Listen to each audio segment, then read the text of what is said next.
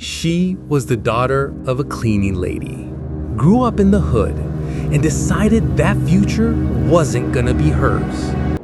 She bet it all on her body and her beauty. Discovered the glitz, the parties, the trips with high-rolling clients. Nearly 3 years of heavy lifting as a luxury escort, until one day he showed up.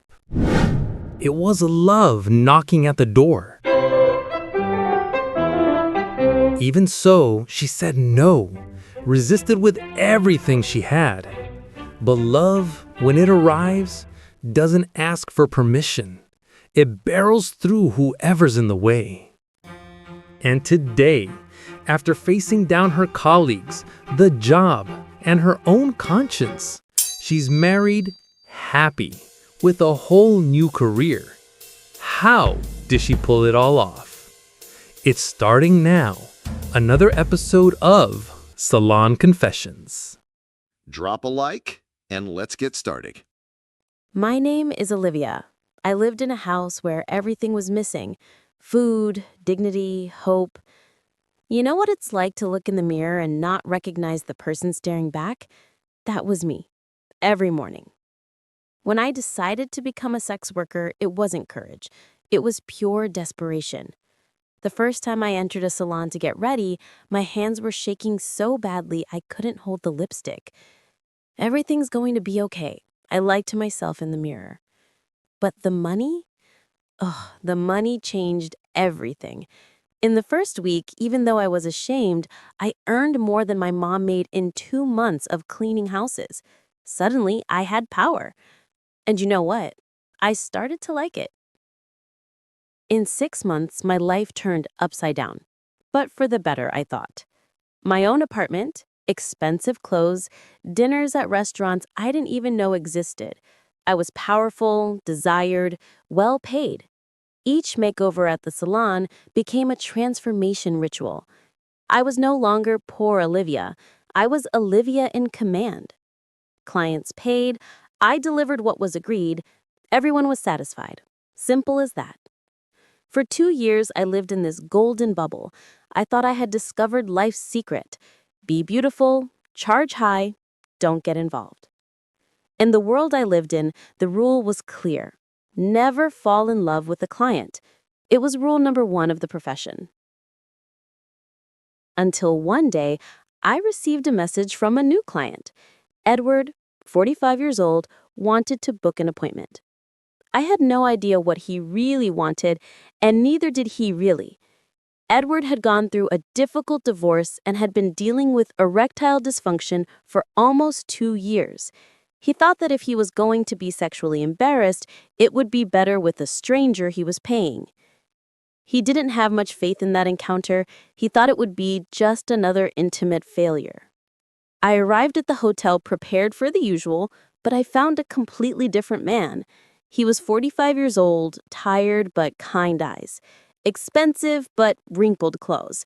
He looked like a professor who had lost all his classes. "Thank you for coming," was the first thing he said. And you know what impressed me most? He really seemed grateful.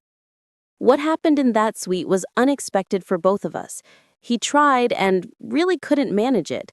Instead of getting nervous or aggressive like other clients, he simply lay down beside me and talked. "Sorry," he said. "I guess it's not going to happen today." He asked if I minded talking a little and then started speaking about loneliness, about how lost he felt after the divorce.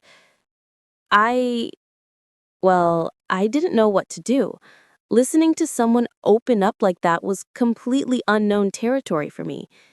At the end, he paid normally and said, "Can I contact you again?"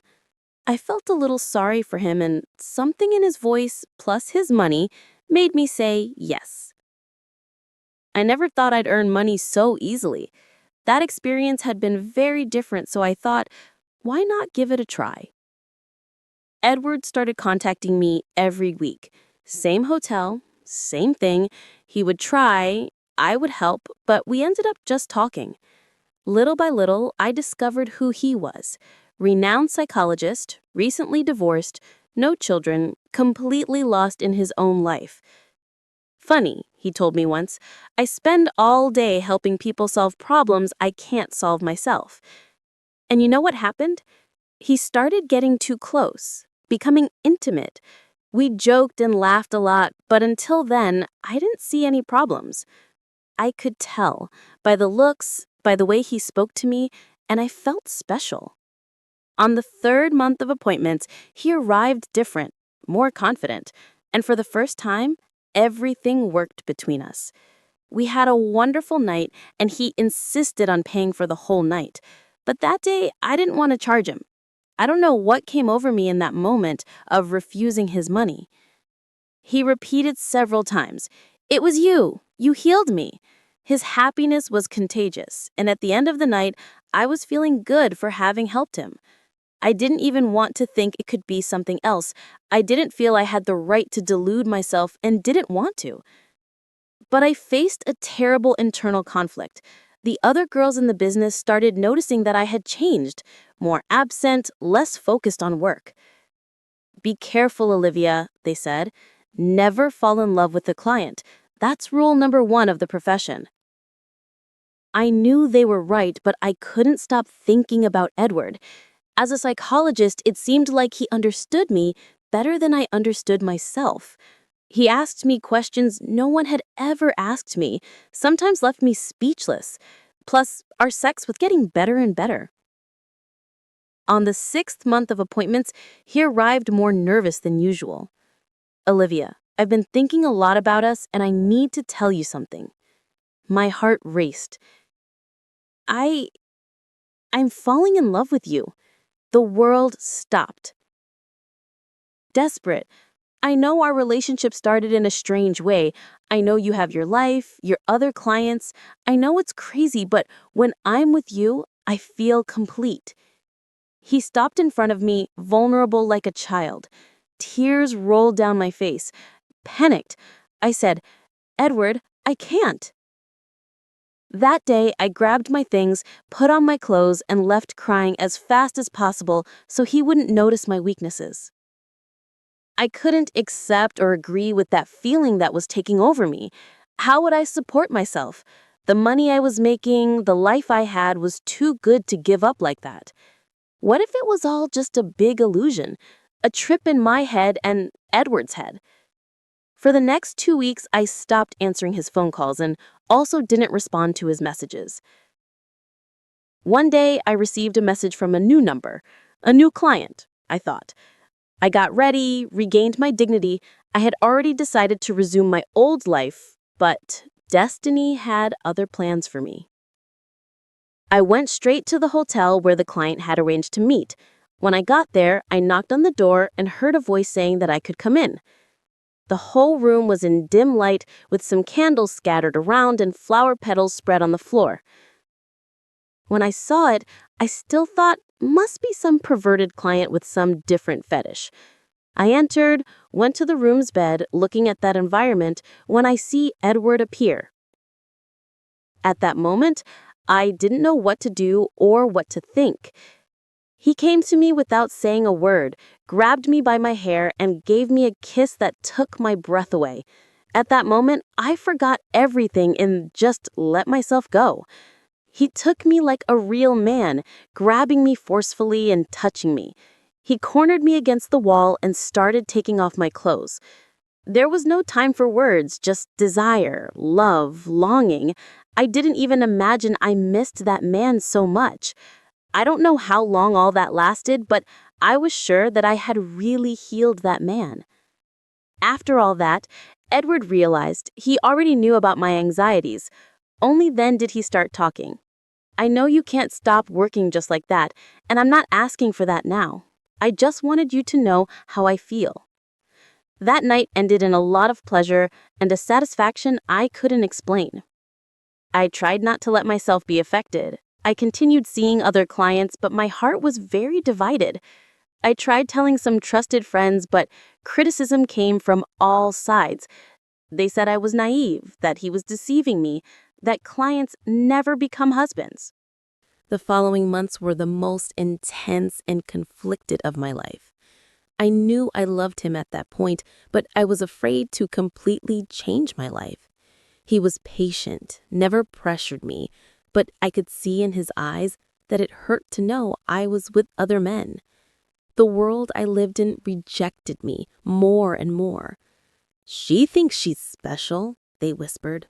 "A client is a client, doesn't become a Prince Charming." The envy was visible, but it reigned in my environment. I gradually reduced the number of clients because it was getting difficult to live with that ambiguity in my life. He was increasingly present, and I couldn't reject him anymore. One day, after almost a year of these casual encounters, Edward arrived all romantic.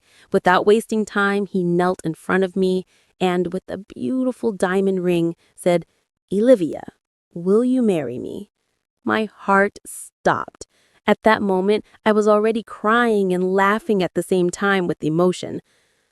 "I know you're afraid to quit work, to depend on someone, but I truly love you. Marry me? I know I can't give you the same world of luxury and glamour you live in, but I can offer you my love. I wanted you to be my life companion, my partner. I want to take care of you, and I love the way you take care of me. You don't need to worry about money. I earn very well, enough for both of us to live comfortably.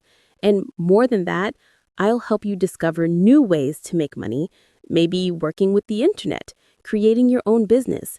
You're intelligent. You have potential for much more than you imagine." I said yes before he finished the sentence. From then on, criticism was abundant for both me and him, and it seems like that united us even more. "She's going to have a bad time," they said. "Soon enough, she'll be left hanging." But you know what? For the first time in my life, I didn't care what others thought. I had found true love, a beautiful and charming prince. And that's why I'm here today, in this same salon where it all began, but arriving in a limousine that Edward hired especially for me. People on the street stopped to look, curious to know who that powerful woman entering the salon in such elegant style could be. Joanna, who has always done my hair since the first days of the profession, had tears in her eyes while putting on my veil. "I never thought I'd see this day," she whispered emotionally. "When you arrived here in that limousine, I thought, wow, who could that important woman be? And now discovering it's my Olivia, getting married for true love." All the salon employees were moved hearing my story. Some were astonished when I told them about the prejudice I faced. Others smiled when I talked about the first encounter with Edward. One of them said, "It's a proof that love can come from the most unexpected places, and that in the end, it always wins." In a few hours, I'll walk to the altar where Edward is waiting for me, not as client and sex worker, but as two people who found each other in the dark and decided to light a candle together. The man who once hired me without really knowing what he wanted, who thought it would be just another frustrating encounter, is waiting for me at the altar today. And I, who broke rule number 1 of the profession, discovered that some rules that exist need to be broken if what's at stake is your happiness. They say fairy tales don't exist. I thought so too, but I gave myself the right to also live a great love.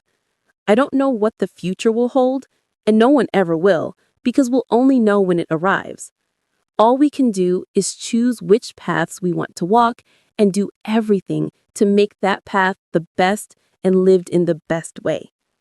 And what happened at our wedding, how the first months of marriage were, and how I discovered new ways to make money, well, these are chapters that deserve a new story.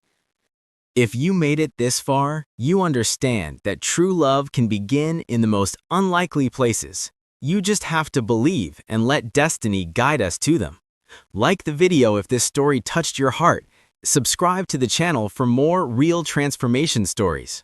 And tell me in the comments, have you ever given up your prejudices for a great love? If you have, comment here. Love has to be lived intensely. And let's see what our beauty community's opinion is. We'll stay here. Don't miss the next stories from our Dear Salon Confessions channel. Don't forget to hit the like button, leave a comment, and subscribe to the channel. Thanks for watching.